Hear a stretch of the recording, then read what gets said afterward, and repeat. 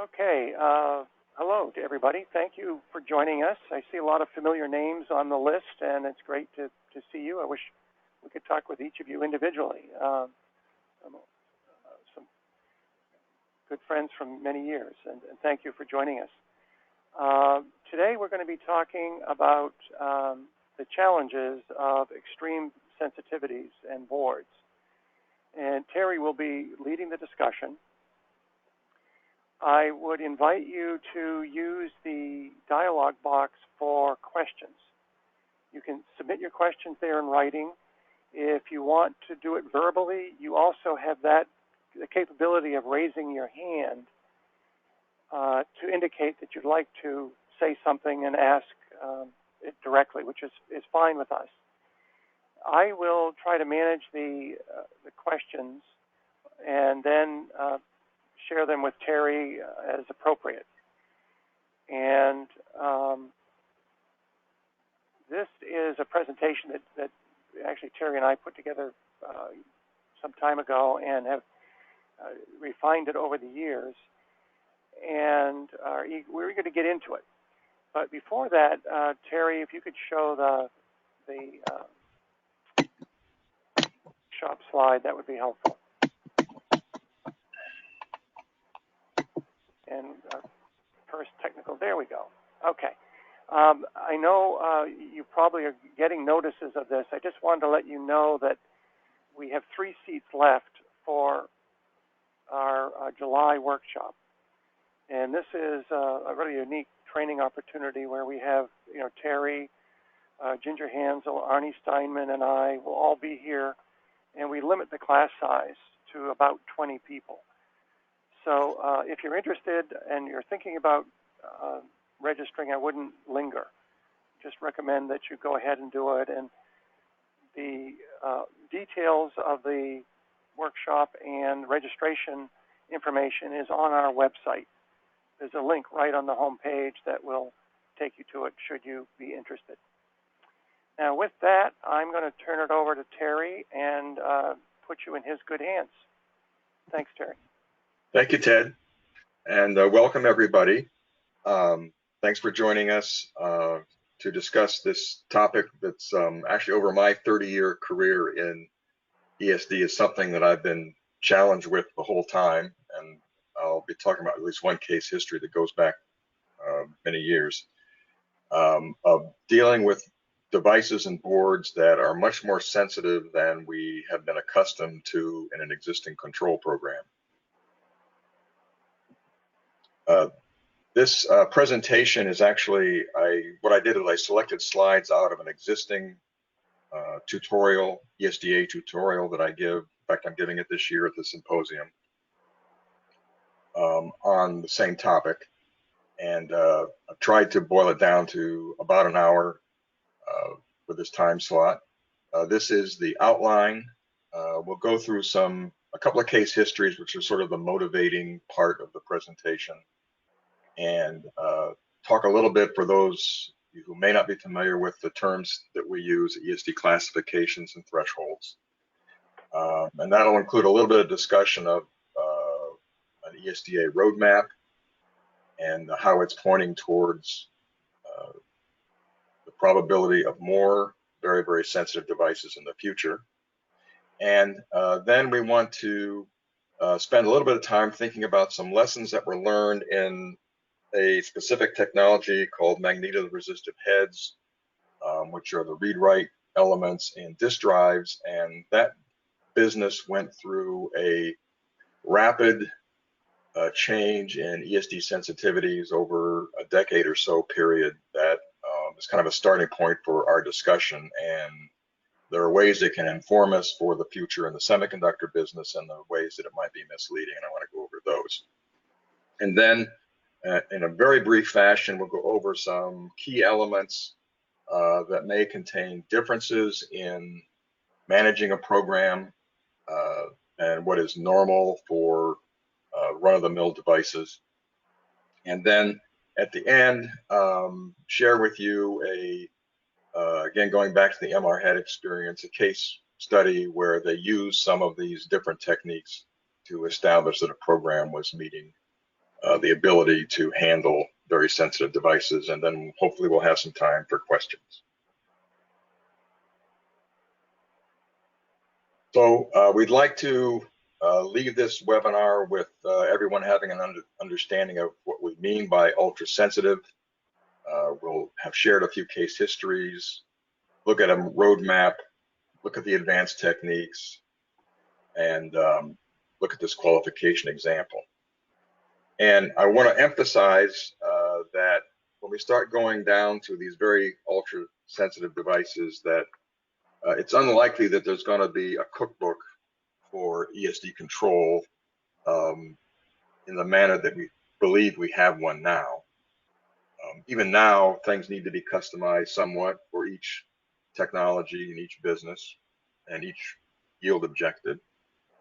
But as we get down to below 100-volt devices, and I'll define what I mean by 100-volt devices in a second, you typically have to do a lot of customizing.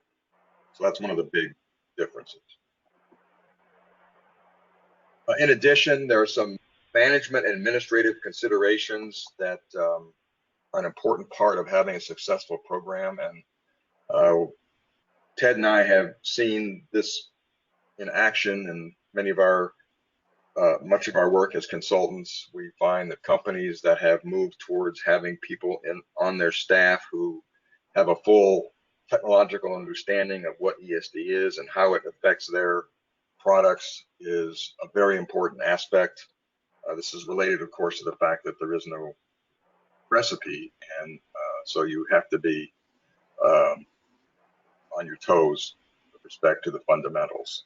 So we need to have in the ESD team at least one subject matter expert. They may not be the ESD program manager, but they need to have access to this person.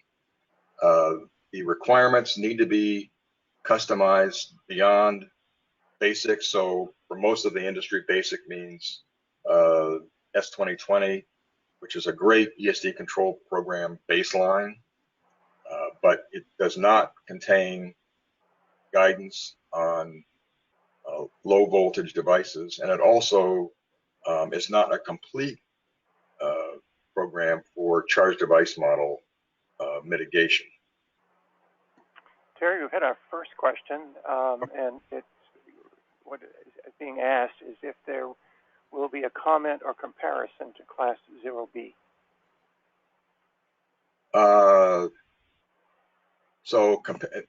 Well, let me say, we'll mention those terms, and hopefully we'll clear up any confusion about the terminology. Since that question has been asked, and thank you for asking it, the term Class 0 that's on this slide we'll use in this presentation as sort of a collective description for all of the categories or classifications that have 0 in them. So there's 0A, 0B, and 0Z. When I say Class 0, I mean looking at all those collectively. And for those of you who don't know what I'm talking about yet, we'll get to it in a couple of slides.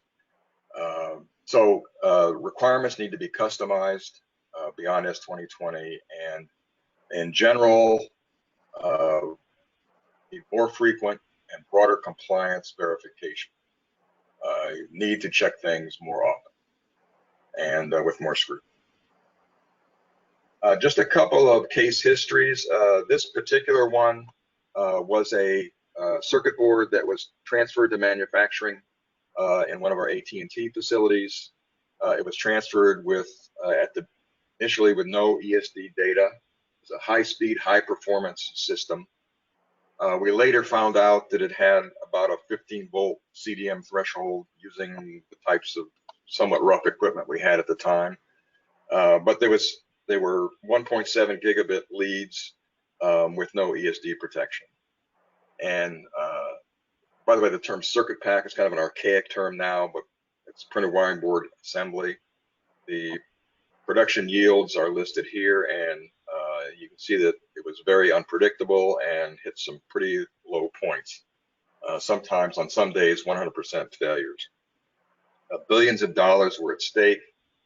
And the bottom line was that we ended up solving this problem with a $1,000 investment. Now, that didn't happen right away, but the relevance for this discussion we're having here today is that you can come up with ways for handling very, very sensitive parts, but you have to dig deeper into what's going on. Now, this was some time ago, and like in many organizations, when you have a disaster like this going on and you think you're going to lose business, there's a tendency to throw the kitchen sink at the problem, and that in fact is what happened because we didn't know the root cause at the time. So there was a crash program that had enhanced training, added flooring and footwear that wasn't being used before, chairs, garments, carts were added that have the appropriate ESD properties. Room ionization was applied in some cases, and additional benchtop ionizers, whether we knew there was charging going on at a station or not. We added constant wrist strap monitors, which today, of course, are ubiquitous. At the time that we were doing this, they were not yet a proven technology. We increased the compliance verification and added a lot of dissipative handling materials and containers to the whole process. Bottom line is we spent over $300,000 and the yields did not improve. And so, this is a case of thinking that the way to solve a problem is just do everything you can think of. And obviously here we didn't think of the right thing to do, even after having done all of this. Turns out what solved the problem was building a little shunt that went along with the device. This kept all the leads at the same potential through most of the process. And then you could remove the shunt at the end. And as soon as the shunt was applied, you can see this chart back here, yields went back to normal. That was the $1,000.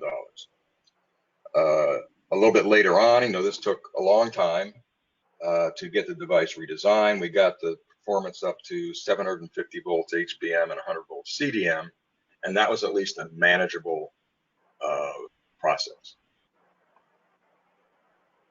So that's one case history that kind of informs my experience and Ted's experience, and why we tend to take the predictions of low yields for very, very sensitive devices very seriously. This one is actually from the MR head industry that we were involved in, and this shows yield data for a number of different types of MR heads. These happen to be for tape heads, and each color is a different one.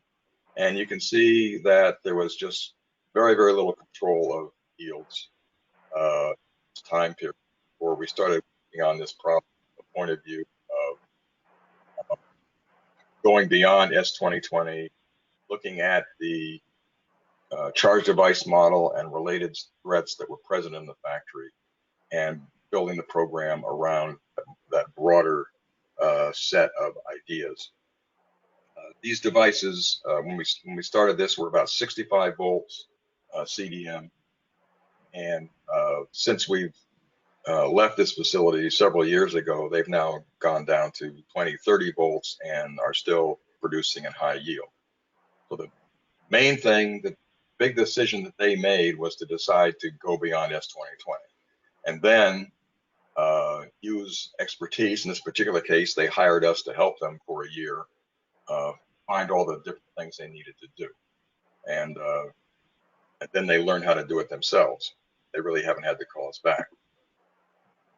I just want to spend a minute here for some of you who may be new to this field and aren't familiar with some of these terms. Integrated circuits typically have built-in protection circuits. This is a very sketchy sketch of that. My apologies to those of you on the call who are protection designers and would expect to see more. But I think what we really want to do is talk about this simple idea that you've got parts of the circuitry that work and you've got parts that protect. and the requirements of performance and area that are constantly being strained by the needs, basically what the industry demands in terms of product saleability. Customers want the next fastest thing, the next smallest thing. And so when we are doing that, we typically put pressure on the ability of the protection designer to provide protection, and we run into these ultra sensitive devices. They're not just appearing out of whole cloth for no reason. They're help protection circuitry you can think of as enabling Moore's law to continue and for us to have better and more highly functional products. So the ESD control program is a critical element in that. Here's some of the terms that we typically use. You'll hear the term sometimes withstand threshold. So the withstand threshold is that number that we talk about, the 50-volt device, the 125-volt device. Those numbers are withstand threshold voltages. And every device should have two numbers associated with it for human body model and one for charge device model. You'll also hear people talk about classifications, and classifications just represent a range of withstand thresholds that correspond to that classification. So some people like to use those classifications to organize their process. This is a chart from the most recent version of the human body model test method. And I put in red here the classification ranges for the 0A and 0Z categories, because those are the ones that changed in the last in this last revision. The last revision actually added the 0Z level at 50 volts. And of course, this was in response to people who use the test method wanting to test down to that level because they were encountering devices that were in that range. And going back to the question was asked earlier, these are the classifications that are used now, 0B, 0A, and 0Z. The charge device model classification levels are similar, but not quite the same. These were the levels as of 2014. There's another version of the spec coming out this year, but these levels will not have changed. You may ask, why isn't there a 50-volt level for CDM? And the reason is that the test method that all of this is based on right now is kind of running out of steam at these low voltages. It's too noisy, and the variation that's due to the spark that has to be produced to do the test method is beginning to be so big that you're not getting good results. So the committee that's working on charge device model sensitivities, charge device model test methods, when we're looking at the lower sensitivities, we're going to be looking at pretty much totally different ways of doing the test and avoiding having the spark. That's for another whole webinar. And this chart is from the ESDA technology roadmap as it appeared about 2 years ago. And there's a lot of features here, a lot of things we can discuss, but in the interest of time, I'm just going to say that it's these blue bars are a rough guess by ESD protection experts of what the minimum and maximum range is in any given year for any given model. In this case, we're looking at the charge device model and how it's trending as we go forward. And the message is it continues to get lower and lower. And the lower end of this bar is where the problem is. And you can see we've got a significant portion of this bar under the 125 volt level. And so this just means that the number of factories that have to deal with this going forward is just going to increase. And the number of devices that they have is going to increase. And if you look at that case history that I talked about, the 15-volt device, that was an outlier in that day. Today, we're saying those are become more like, still become so common. They may not be the normal device, but they'll be so common that one will need to address in their application low voltage devices in a more systematic manner. Terry, we just had another good question. Okay. This one is related since the CDM test method is unreliable in the low levels. The question is, how was the 15-volt CDM sensitivity established on that case study? That's a very good question. So you'll notice I had a squiggle in front of that 15. And the reason for that was that, that was in the late 1980s, actually.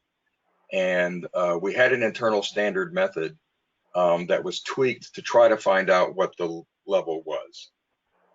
We don't actually know if it was 15 or 25 or 5. In the final analysis, that was less important than the fact that it was just so much more extremely sensitive than anything we had been dealing with, that we had to solve the problem. The subsequent data where we got the CDM up to 100 volts, that number is a little bit more reliable, just because we had control of the test ourselves, and it was relatively easy doing a special test to have some confidence. But that's a very good question, and it kind of points out the problem that we're trying to solve there in the test committee. This is just a kind of a blow up of the roadmap that is making the same. And so what we're dealing with in the future is higher populations of these devices that are below 125 volts. By the way, the reason I'm emphasizing the CDM roadmap here is that it's for future technologies. It's looking like the CDM model is the one that's going to be the biggest problem. In fact, CDM has been the biggest problem compared to HBM for a decade now. And so in your organization, if your job is one of looking at what devices designers use, you might want to start looking for ways of getting that information to them. So what are some of the characteristics of these ultra-sensitive devices? So like the example case that I mentioned, they'll have little or no built-in ESD protection, and you may not even know it, like the case that we talked about. Sometimes the failure mode is dielectric breakdown as opposed to some other thermal mechanisms. In very, very extreme cases, they may be damaged by EMI. I still think that's pretty rare. And like in the case that we had, problems can persist after all your traditional measures have been tried, and that's because the generation of charge and discharge to a device can happen in so many more places than comparison to HBM, where we kind of know where all those discharges are possible, and the wrist straps or the footwear solve all of our problems. We have production machines all over the factory that are possible sources of CDM events. And so it's difficult to put a blanket over all that without getting very specific. And in most of the cases, it isn't every pin, it's some small number of pins that are the most sensitive. And I just mentioned before that CDM is very important, but actually the situation today is that if you go look at device data sheets, you may not be able to find the CDM data. It still lags HBM by quite a bit. These data are from some sampling we did of data sheets a couple of years ago. I don't know that the situation has changed very much.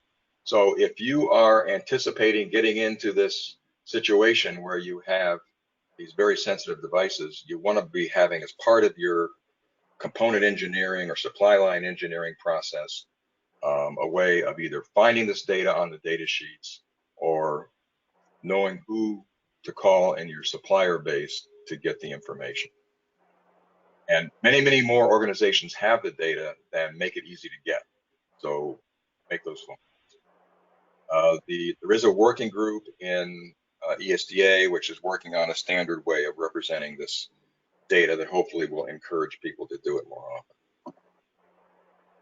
Now, the MR head experience is what informs us a lot in thinking about what's going to happen with semiconductor ultra-sensitive devices. So a quick history. They kind of blazed the trail for us. Starting around 1992, the technology for the read-write head changed from so-called thin film technology to this magnetoresistive head technology. And among other things, this technology was scalable, and it was possible to begin to make smaller and faster heads. And that's what actually drove the explosion in memory and how disk drives, those of you who are old enough to remember know that disk drive capacity and speed changed so dramatically starting in the mid-1990s to now. Really kind of a remarkable, really a disruptive technology. These MR heads are actually fairly simple devices, and they're made in very high volume, and they are intrinsically sensitive and have no really means for applying protection circuitry for when they're being handled.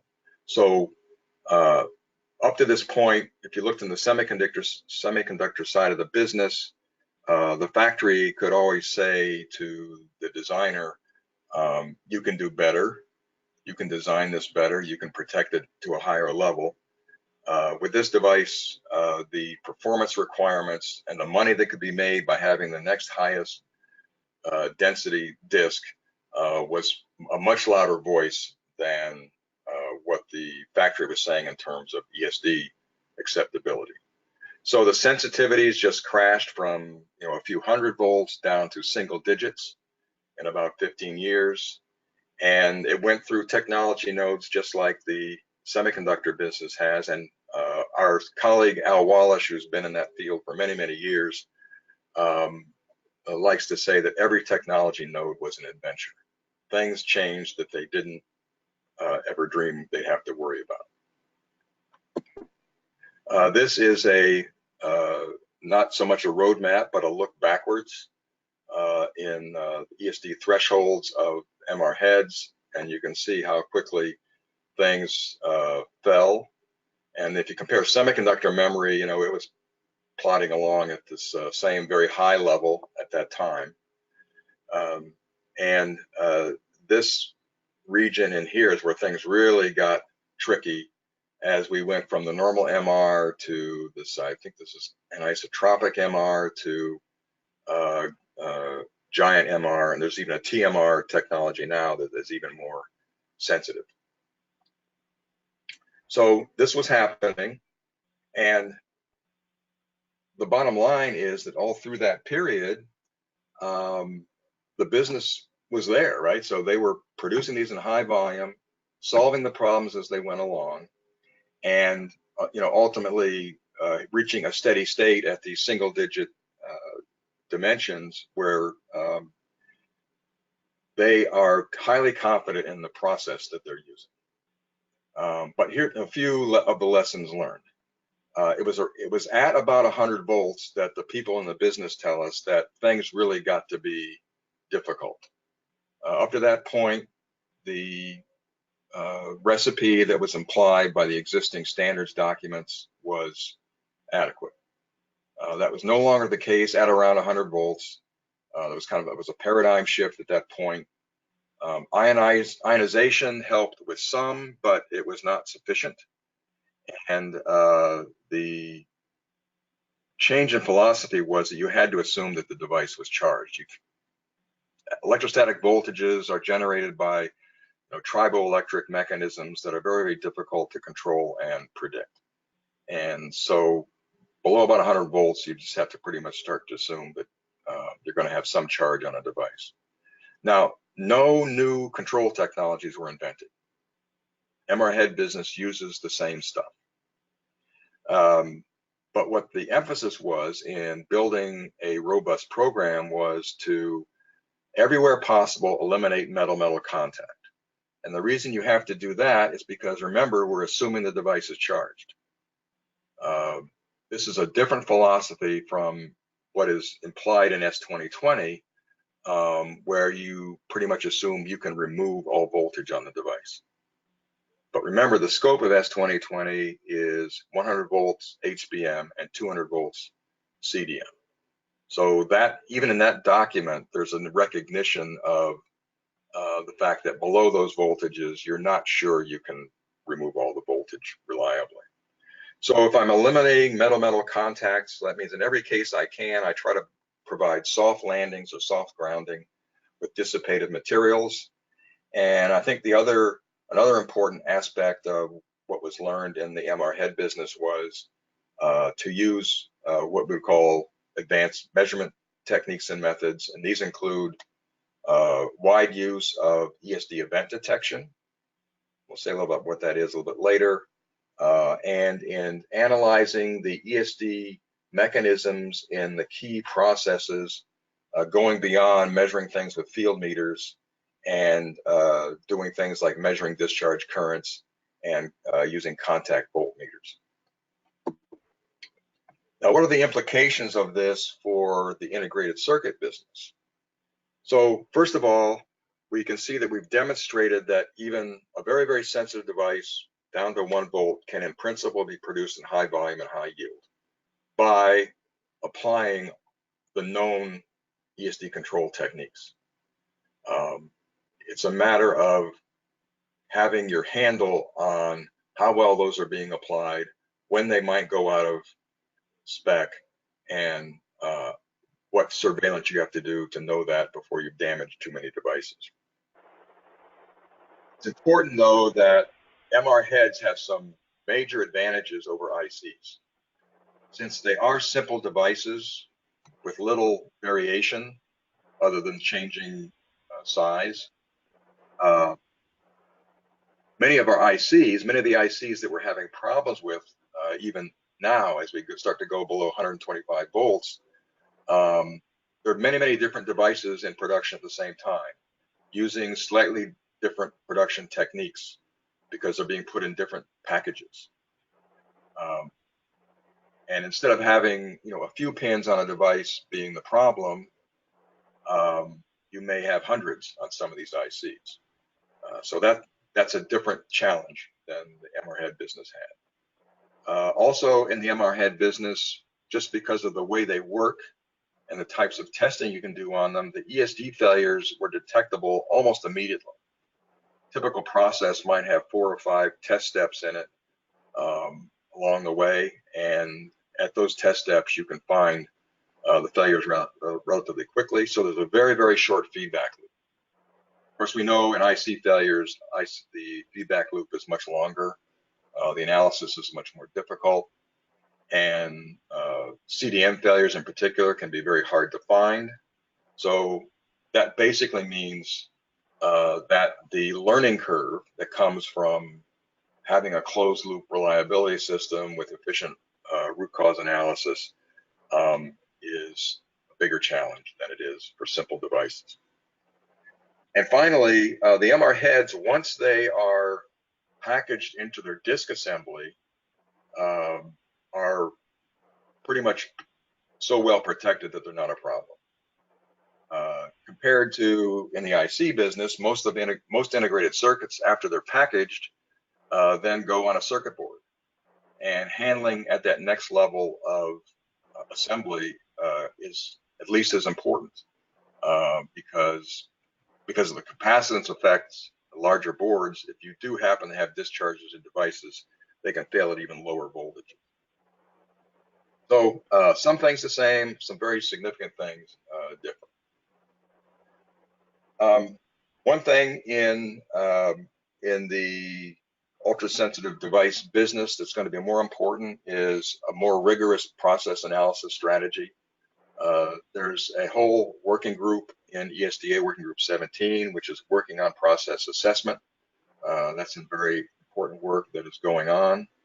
But the basic idea here is to have a good idea of how your process works and have done an ESD analysis. Sometimes it might even be just a paper analysis or intuitive physical analysis of how that process is going to affect the device, what touches it, what gets charged, and then to do analysis on the most critical steps using the advanced analysis techniques. So this is actually a example of an MR head process flow. I have no intention of going into in detail, but you can see that some processes here have been highlighted as the places where failures are most likely. And so that the ESD engineering organization pays a lot of attention to what's happening at those steps. And then, yes. When you have a good stopping point, Ronnie would like to ask you a question directly, verbally. Okay. I'll turn on his microphone now. Ronnie? Okay. Yeah. Go ahead. I didn't ask for that. I don't know how I flagged to do that. Oh, okay. Okay. All right. It's good to hear your voice anyway. And it's good to hear that our system works. So you're all set then? Yes, sir. Okay. Thank you. Okay. And so then at each process step, there's critical questions that need to be asked about what is happening to the device. Does the ESD detector find charges? Is the device going to be grounded, or is it necessary that it be floating? What is the voltage on the device? So to get that, typically you may have to do a more advanced measurement than we typically do with a field meter. Sometimes as a minimum, you need to use a contact voltmeter. I'll show one of those in a bit. Is there a conductor touching the inputs of the device? This is where the damage usually occurs. Does the product have charged insulators that are part of the assembly? This is a very, very common cause of problems. And one thing we've noted in the evolution of packaging for some of these high-speed semiconductors is that things we didn't have to worry about before, for instance, the insulating material which makes up the connectors on circuit boards, are becoming a bigger problem. So this is something that the ESD organization needs to be aware of. And typically, we're looking for, in the future, when we get especially CDM data, we not only want to know the voltage threshold, but the current threshold. And we want to try to make a comparison to what's the withstand current for the device. We need to be able to make current measurements in the process. And also, a threat could be, is there a rapid voltage change in the process? That'll give you a clue as whether something is happening. So to monitor the process, there's some tools and techniques that you should have in your toolkit that maybe you don't have today if you're just looking at class 1 and higher devices. So sometimes abilities to make continuous measurements is useful. I'll show one example of that. I'll just show some of the current probes that are used.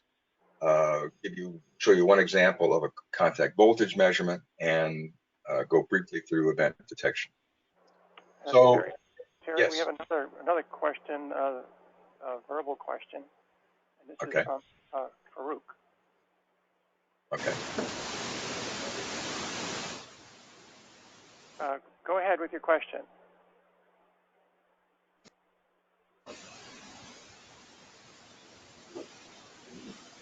Okay, maybe not. Okay. Why don't we hold that to the end? We can figure out. Yep. I don't think we've quite figured out this verbal question process. Okay.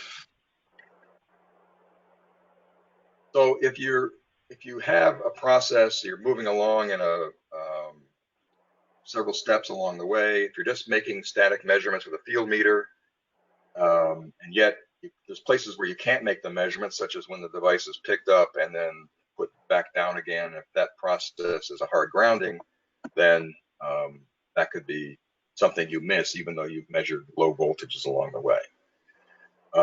If you're making an event detection surveillance as well, you would probably pick up this grounding, but you might not know when it happened. So you can do things like hook up the part that you're monitoring to an electrometer. Here it's just shown using a alligator clip to the connector lead.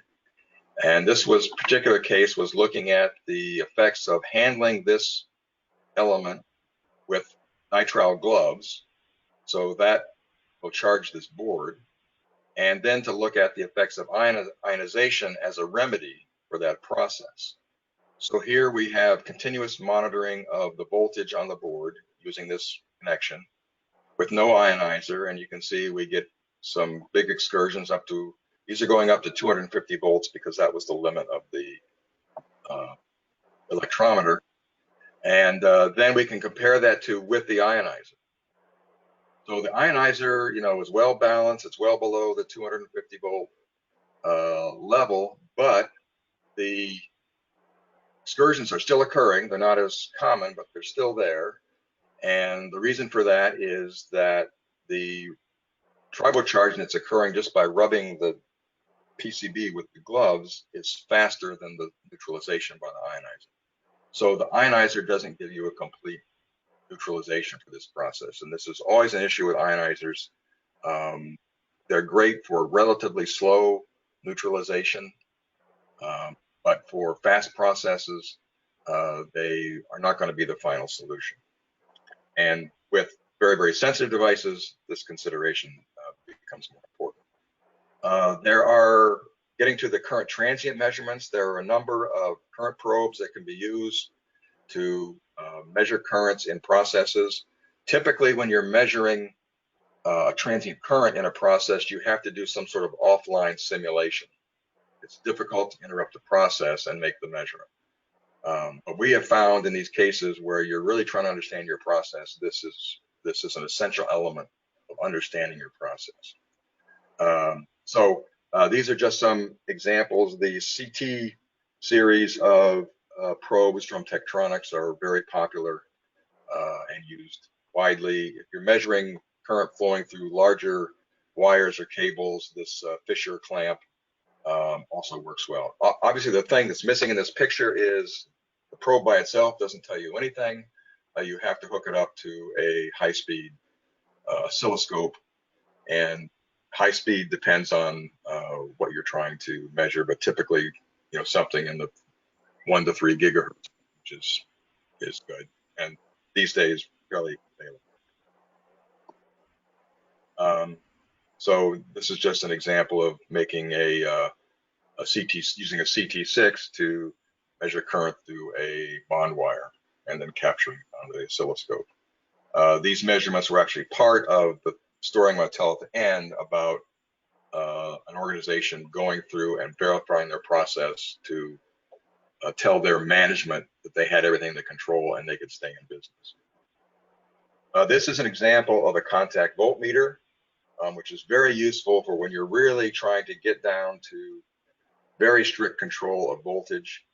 This picture is actually from some work we were doing for the Gemini astronomy project that is happens at the observatory on the top of Mauna Loa in Hawaii. They use very expensive infrared cameras that only work at very, very low temperatures, so they're typically stored in or operate in a cooled cooler. And the devices are very expensive and very sensitive. We don't even know exactly what the sensitivities were for these devices, but they had already destroyed a couple of them in their attempts to assemble them into the camera assembly.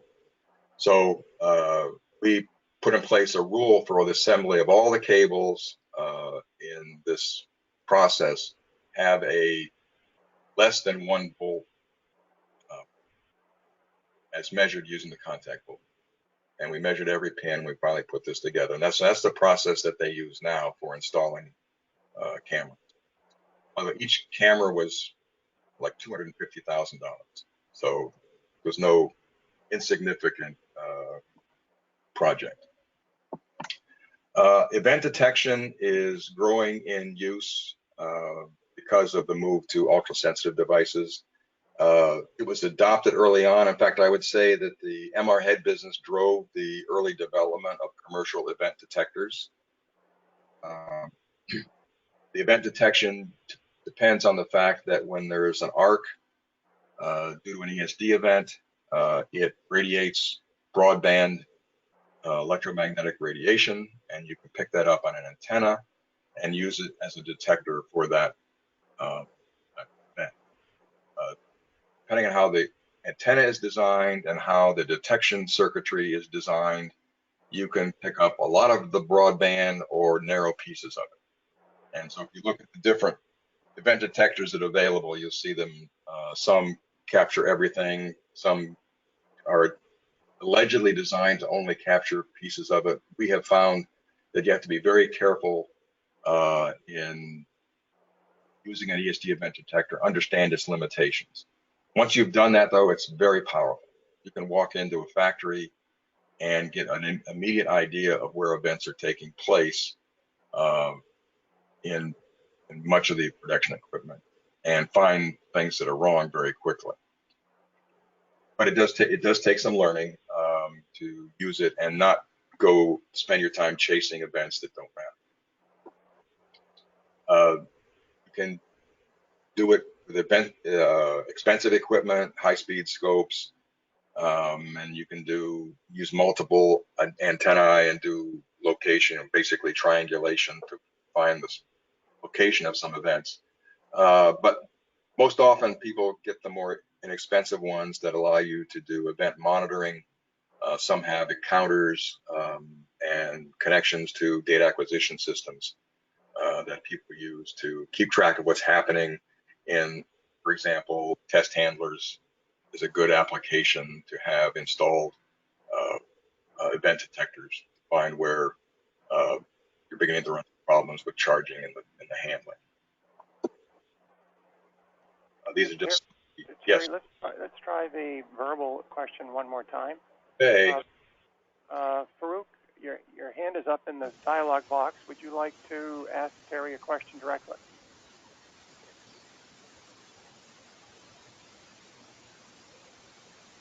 Hello? It sounds to me like a lot of noise on his line. That may be what's triggering. Okay. All right. Okay. Let's keep going. I'm trying to stick within the 1 hour here. So there are pitfalls of using event detection, the false positives I just mentioned. You have to learn how to set sensitivity ranges to get information that's meaning to you, and then understand the influence of background noise from elements of production equipment, stepper motors, relays, light switches, so on. With a lot of the event detection equipment, you don't directly get discharge current or voltage measurements, although there are advanced versions that will give you good estimates of that. And ultimately, when you've learned how to use it correctly, you can reliably distinguish between threatening and non-threatening events using collateral information, like while you're looking at using the detector, watch the motion of the machine and see what, when the detections are occurring, does that coincide with some mechanical motion? Relatively simple thing to do and quite effective. You can, if it's something very high speed, you can take high speed videos. And this technique has been used to find some really interesting problems in factories. I'm not going to show this video because I'm not even sure it will work on the GoToMeeting. But you can see just in this picture, there's a lot of metal here, and we found all kinds of problems not just ESD problems, but grounding problems having to do with light, this light source here that were causing events in this, what is otherwise a kind of very simple operation. This was in a laser assembly factory, so the devices were in fact quite sensitive. So this was an important thing to find. Some additional considerations for these sensitive devices. Robust compliance verification is key for maintaining the process within the safe window. And the design of it, of course, as I said before, is customized, but you have to be doing more than you would typically do with a 500-volt device. Apply that full technological understanding, and then have countermeasures which either control voltage, which I said before is difficult because when I get down below 50 volts, let's say, controlling voltages within 50 volts is difficult. Dissipative contact resistance strategies tend to be more reliable if you can implement them because they don't depend on that kind of variability. And you need to look at all the possible technical sources of events, not just what you normally think of as charge device model and HBM, but board level considerations and cable discharge. Apply the advanced measurement techniques that we just talked about, and have at your disposal both the withstand voltages and discharge currents for the devices that you're looking at. Here we're just making the point that for CDM, there's two strategies. One is lowering the device voltage. That's the S2020 approach, basically. And the other one is monitoring the contact or engineering the contact resistance when devices make contact with something so that they have a soft landing.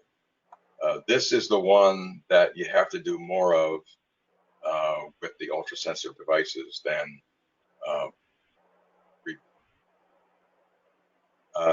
there's nothing new here. These are the classifications of devices, and to get the soft landings, you typically choose devices in the so-called dissipative range. This range is pretty wide, 10 to the 4th to 10 to the 11th ohms. And one thing they found in the MR head business is that they had to tighten this. And I'm not going to go through all the details of this chart. I'm going to go right to the end so I can make the final point. What you're looking at when you're deciding on the dissipative range for a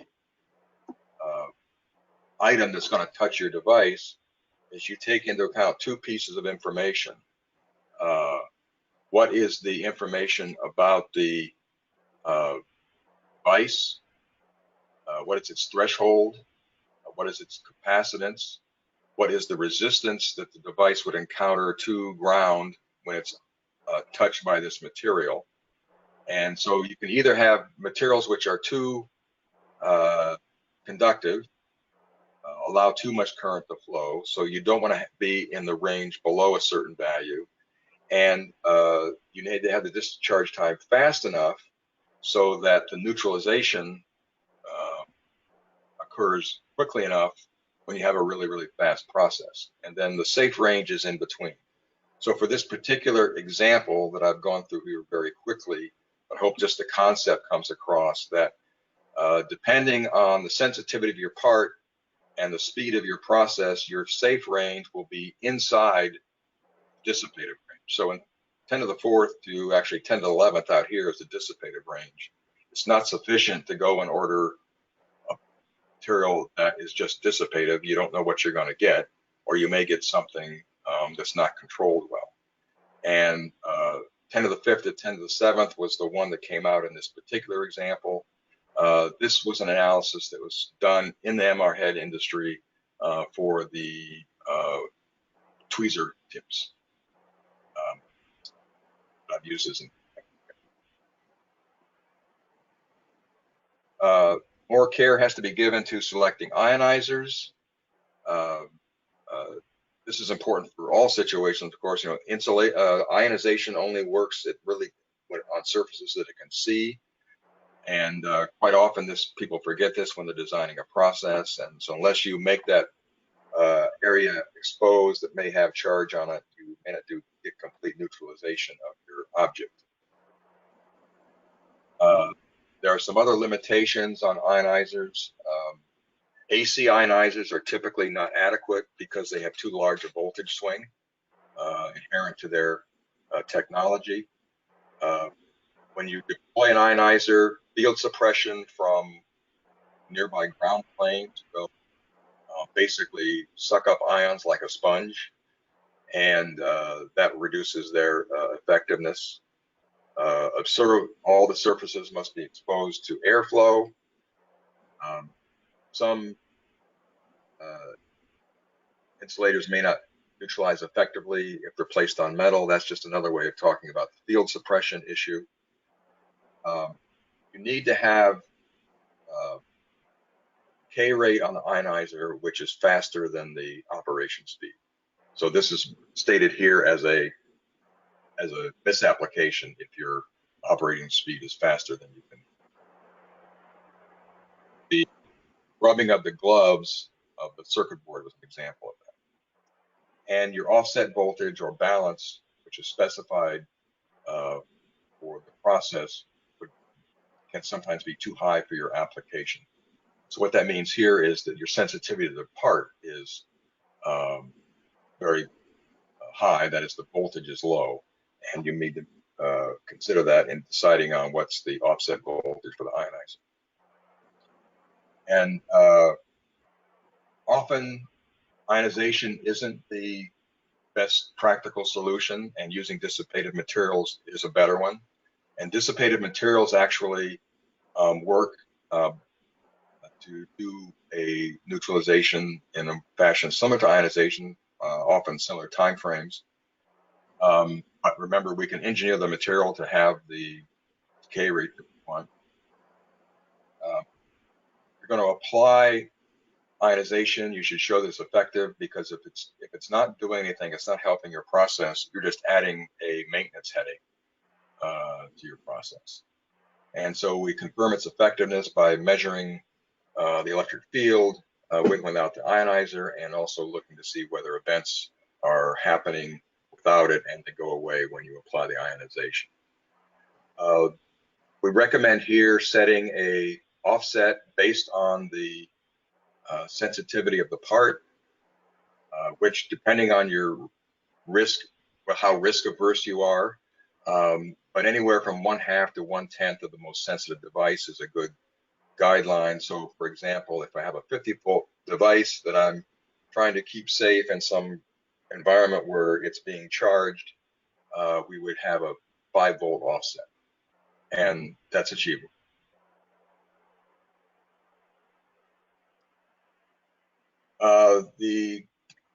As an alternative, or actually a better first choice for ESD control in these environments, is using contact resistance. Eliminate all unnecessary metal-metal contact. Bring floating boards to ground slowly. Ground your tools. Verify this using event detectors and voltage measurements, and then have a robust compliance verification plan to verify that all. So this is a bad situation. We have metal-metal. It's good if you can avoid contact at all, like we're showing here. But in that case, the charge remains on the device when it goes to the next step. The best thing is to have at least temporarily some static dissipative layer in between that drains the charge onto the grounded dissipated material, and then you contact to metal. And this is the risk to devices. Just handing them or dropping them on a metal bench, which you'll see a lot in clean room environments, is a risk to devices. Now, in a lot of clean rooms, the devices never touch this metal table, so that's one way of managing this. But the myth that some people believe that the more conductive, the better for materials, is just the opposite consideration when you have charge device model, low voltage sensitive devices. And line devices in a metal tray, this is a risk for these sensitive devices. There are materials that you can place in test handlers which are static dissipative and work quite well. One example is Pumilex, which is shown here. Another issue is the JEDEC trays. Some people just think of these as a commodity that they don't really have to worry about. But as we begin to use more and more sensitive devices, we're going to have to solve this problem that these waffle trays are not well controlled. And you can have situations in the same tray where part of it is insulating, as we're seeing here, up above 10 to the 12th ohms, or they can be below what are considered safe levels. This one's about 4,000 ohms, which is below dissipative range, and for very, very sensitive devices can be an issue. The acceptance of automation equipment is a very complex topic, and I cannot go into it in any detail at all here, but just other than to highlight it to you as something that is typically a big gap in manufacturing. And in a lot of, especially circuit board assembly factories, people take it for granted. A lot of these automation equipment manufacturers have been doing a better job of designing for these issues, but things as simple as the pickup nozzles for these devices sometimes get replaced by pickup nozzles from an aftermarket that don't meet the required properties. So doing analysis of your automation is important. You can start with event detection and see whether there's anything going on, and then make more detailed measurements when you find something.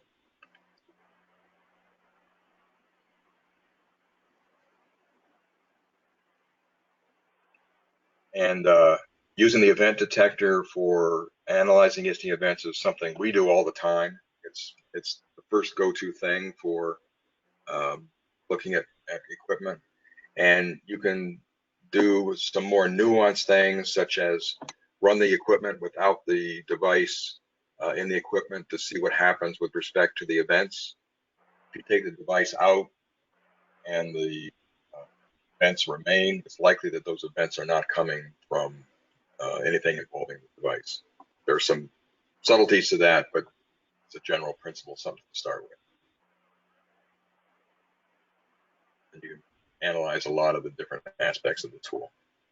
This is the point I was making about pickup nozzles.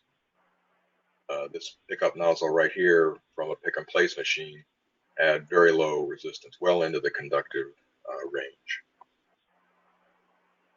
Wave soldering is a pretty old, kind of rough technique, but you're still doing this in a lot of factories, and these ultra sensitive devices can end up on these boards.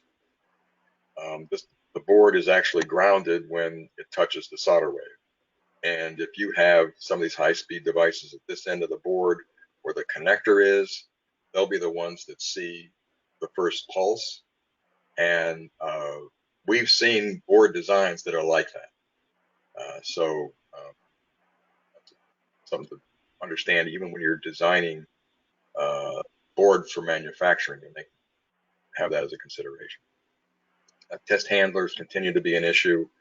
And actually, some of the old technologies are still around. So these are old shipping tubes, which are temporarily ESD safe, but a lot of places use them over and over again. It's not something that somebody should be doing with sensitive devices. I want to just finish up. I know we're a little bit past the hour. The company that I talked about in the case histories above about the tape, or earlier about the tape MR head, they had to do a comprehensive analysis of their process to basically stay in business. And so they took a lot of the things that I just talked about, measured currents and basic processes, the used ESD event detection with a means for measuring the strength of the pulses as part of that. They had a 60-volt device, and they also knew its current sensitivity at 100 milliamps. And they set a criterion. This is similar to what we just said about the ionizers. They set a margin of current transients using a 1/10 of the failure level criterion. So they looked for current transients in their process less than 10 milliamps, 1/10 of 100, and EMI events nothing over 6 volts CDM. And in some cases, they found they had to create a standing operating procedure with a special way of using placement of dissipated materials on a small test set, which is really a manual operation, and even go so far as to specify the amount of time that the connector was, flex connector that was involved, was connected to the touchpad. There's after stories about this, about when it began to fall apart a little bit, and they had to go back and have stronger enforcement of the standard operating procedure. But they made measurements at this operation.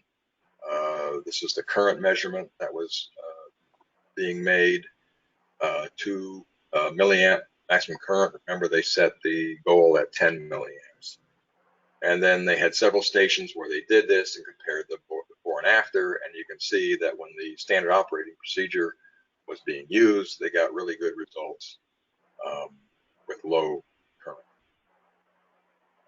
This is a readout from a event detection system with data acquisition, and I just show it to show an example of where they were doing the EMI prove-in of the process, and were able to locate in time what happens when a flex circuit was plugged in and then unplugged. There were events. You could see them on the event detector, but they were well below the 6-volt level that was set. There's a whole process here for doing the calibration of the event detector that is sort of an advanced technique one has to learn. But if you're going to be working in these sensitivities, this is the kind of extra expertise that's very valuable. So the bottom line on that one was that they showed that they had a safe process, and business went on, and they are, as far as we know, working along just fine today with these processes, but well below the 60 volts now. That's our understanding. And the last point I want to make is just how important monitoring your process is, and you typically need 4 levels. Some sort of annual assessment by a third party is very important, because it gives you a different set of eyes looking at your process. Then you'll have internal audits, which typically includes what we call compliance verification. There's a whole set of things that need to be done that are specified and referenced to an ESDA document, TR53, but it doesn't cover all the things that need to be done. Remember, we're customizing. So your internal audit needs to be more than that TR53 compliance verification. And then you may have statistical process control on items that you've identified as being most critical to protecting the product. And then there, of course, employee self-checks. The simplest example of this is the self-test of the wrist strap. There may be other important self-checks that are done at a station, depending on the process.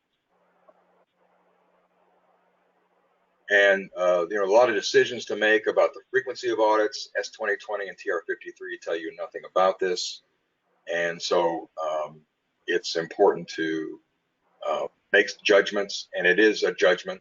It's a subjective choice, but ultimately you want to, in the long term, have a frequency of testing and monitoring that is validated by your data.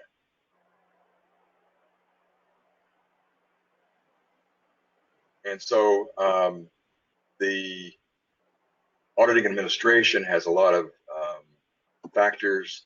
Auditing is kind of maybe an underappreciated science, if you will, in in maintaining good yields. And for these low sensitivities, you just have to pay a lot of attention to it. So going back to the critical elements, full understanding, and getting that full understanding of your process involves having sort of literacy with all the things I just described. What does ultra-sensitive mean? What are the measurements that I need to be making? What are the things that I should be, where I should be raising flags, like the metal-metal contact issue? And am I doing the analysis of my process? I put it in, and then as I monitor it with these issues in mind. And you're going to have to customize, so you just have to know more. We do need the information for the devices, and you would also need timely introduction of new product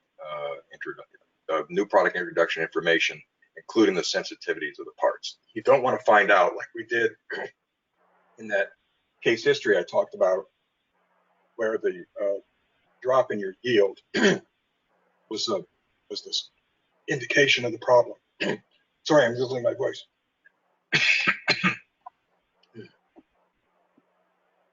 So, just in time, questions? We do have one other question.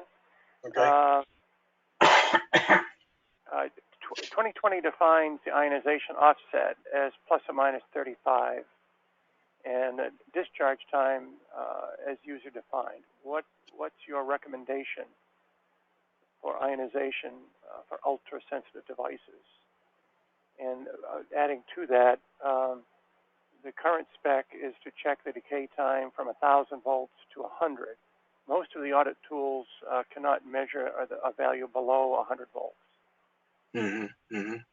Yeah, so these are all very good questions, and they're examples of things where you might have to go beyond what's commercially available. Yeah, if I was measuring decay, I'd want to be measuring at the lower voltage ranges. There are physical arguments that say that you should be able to measure at the higher voltages and extrapolate it. It is an exponential sort of RC decay curve typically, but you don't know at the lower voltages whether you're getting full production of ions or not. So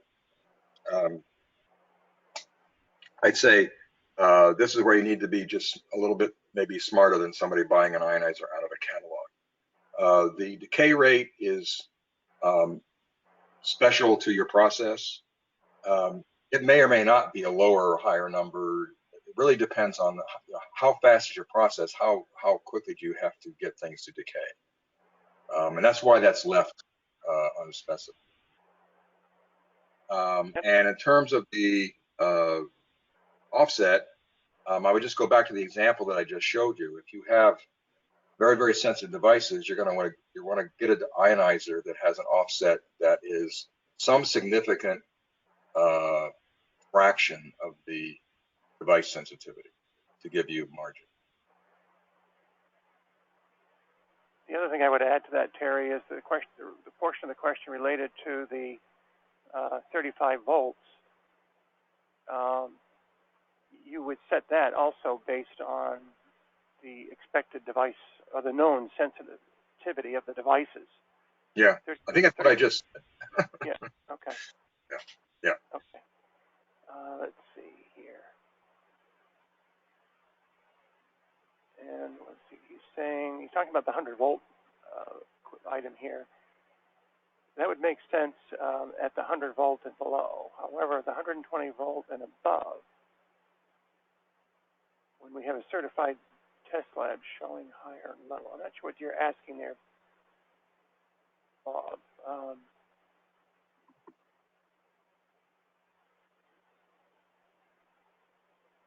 I'm not quite sure what you're trying to get at there, Bob. Sorry. If you'd like to discuss it, we can open up your line. Let me see.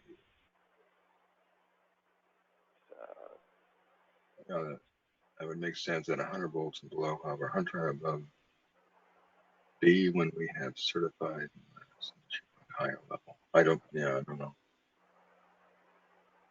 Okay. Sorry, Bob, if you want to clarify, that'd be great. And just as a last reminder, I think, Terry, you have one more slide there to show. Oh, yes. Get rid of this.